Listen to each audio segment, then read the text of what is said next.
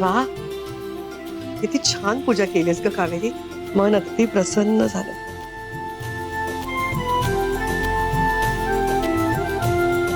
बरं चला, आपल्या तिघांनी ऑफिसमध्ये मीटिंग आहे, नाश्ता करूया आणि निघूया. हं, मी आलेच. हं.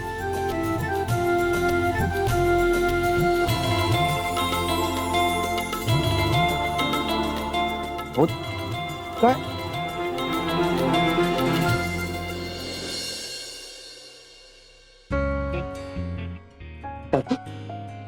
आज काय मेन्यू? तुम्हाला काय करायचंय मी आणून देईन ना तेव्हा बघ आणि जा तुम्ही इथून.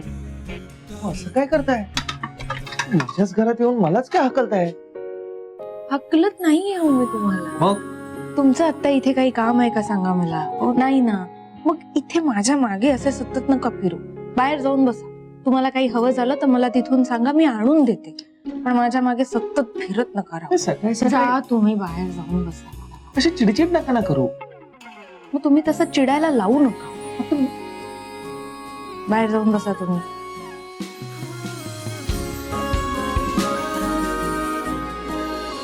Good morning I. Good morning बाळा. आज काय ब्रेकफास्टला? आजकाल डायनिंग टेबलची ओढ वाढायला लागली. तुला कसली ओढ लागली ना ते चांगलं कळलंय हं मला. साम्या, अगं ती कावेरी बिचारी एकटी काम करते आज. जा मदत कर जा तिला. नको नको, केलंय मी सगळं. वाढू का मॅडम? काय काय करलंय आपलं? घरी काय बोलायचं?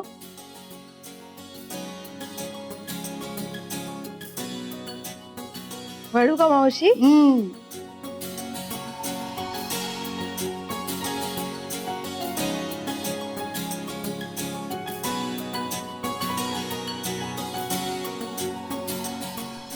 आजकाल खूपच कौतुक होतंय कोणाचं तरी. मग कौतुक करण्यासारखीच आहे माझी सून.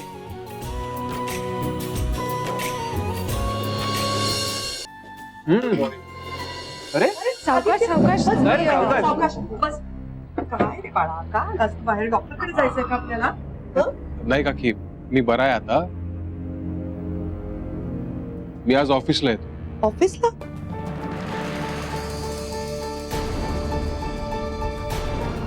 अरे काळजी नको करू सावित्र्य.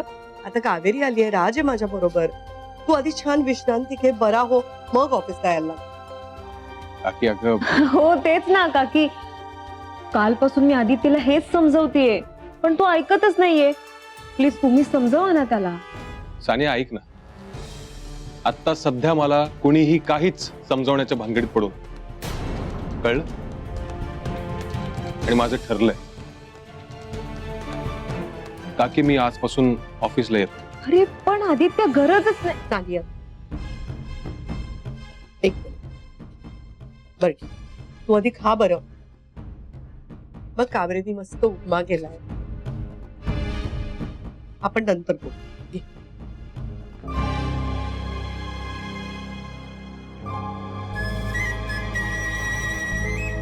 आईचा फोन. मी आलेच ना. कावेरीने केलाय. हॅलो आई. कावेरी अगं बाई फोन उचलत जा तू लवकर. सॉरी आई, अगं नाश्ता करत होतो ना सगळेजण, त्या गडबडीत होते.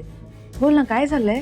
काही झालं नाहीये, पण इथे तुझ्या तात्यांना अजून थोपवून ठेवणं ना कठीण झालं. ते दुपारीच निघायचं म्हणतायत. काय? नाही नाही नाही आई, नको. तात्या आत्ता इथे आले ना तर खूप प्रॉब्लेम होतील. कावेरी अगं पण तू तिकडे काय झालंय ते पण सांगत नाहीयेस. मग आम्ही कसं थोपवून धरणार होते तिथे त्यांना? कावेरी अगं तिकडे असं काय झालंय मला तरी सांगशील का? सांगते सांगते आई. विषय असा आहे ना की रत्नमाला मॅडमवर खंडणीसाठी हल्ले झाले होते ना, ते हल्ले करणारा माणूस सापडलाय.